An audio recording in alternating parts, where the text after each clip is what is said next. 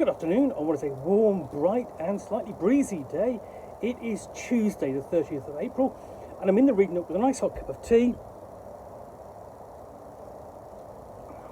And a box to continue unboxing.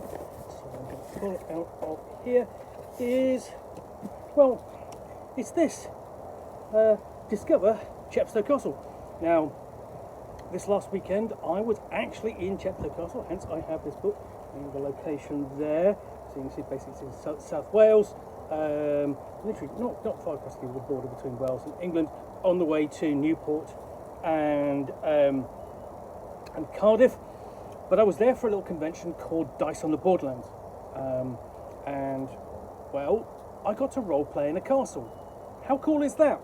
And this is what I picked up on whilst I was there.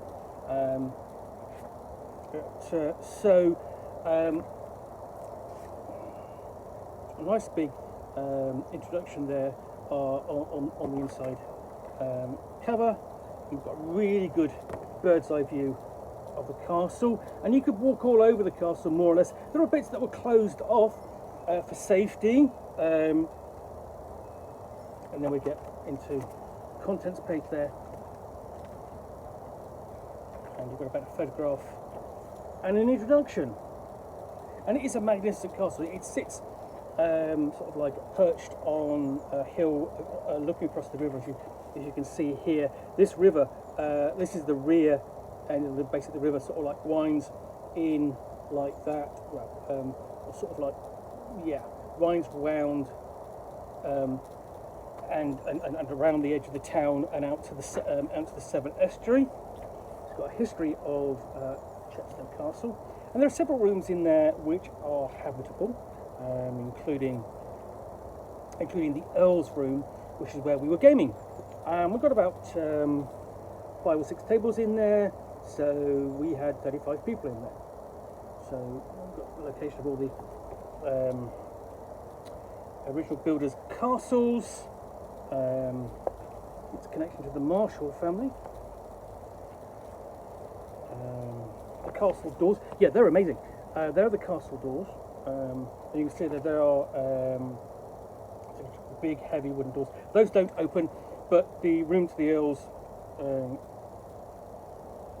to the Earl's room where we were, did have a really big, heavy wooden door.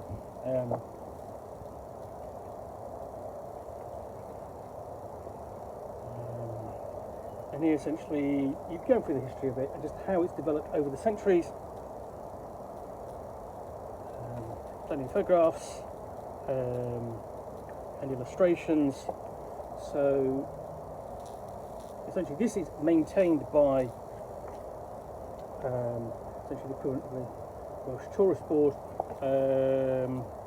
and Cadwy. I'm sorry if I pronounced that wrong. And they do a fantastic job of maintaining it and making it accessible. I mean, there's nothing very much sort of like utterly amazing there to see, as it were, but it's the building itself, the castle itself is imposing enough that oh no, I definitely want to go and see this. It is fantastic. You've got essentially come up to the period of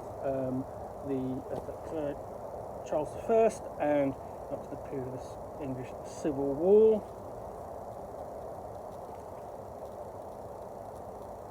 And here we've got a tour of Chepstow Castle, including the Great Tower, and you can actually go inside this. I'm going to get some footage of this on my. I basically took a load of video shorts on the day. So just charting my my visit, my tour around the castle, just to show you what it was like. Just get a sense of scale, and some of those stairs, you wouldn't want to be going up and down those in a hurry.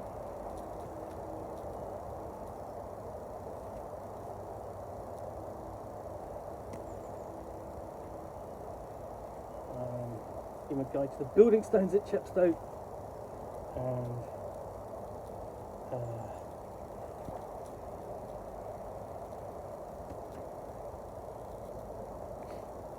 so if you had this and you sort of like, you wanted look at discuss sort of like a working castle, really to look at it how it would have looked in medieval times and beyond.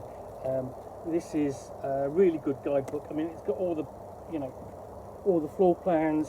It's got images of what it would have been like, and lots of just detail and information. Here we've got the exterior of the castle.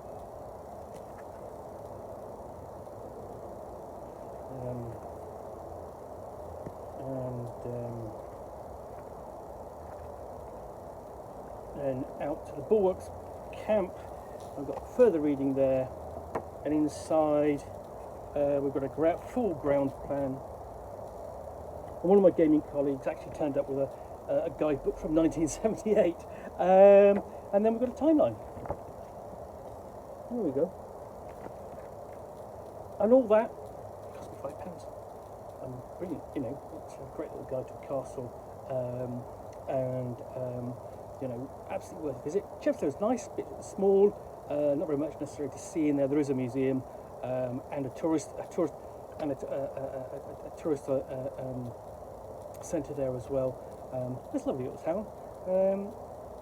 Worth going, and definitely worth going again if Chris is going to host Dice on the Borderlands again. I hope so. Anyway, hope you've enjoyed this unboxing in the Nook. If you have, then please do click on the like button down below. And of course, if you've got any comments or feedback, I do appreciate you taking the time to post those. And lastly, if you want to be alerted to get more unboxings of the Nook, where you will see me out here with a box containing a book or game. In this case, actually a guidebook, which I will unbox and chat about to the best extent of my knowledge for roughly 10 minutes or so, or of course accompanied by a nice little cup of tea. Then please do click on the subscribe button down below. Thanks again for watching another unboxing in the Nook. I will be back again soon with another one. Bye for now.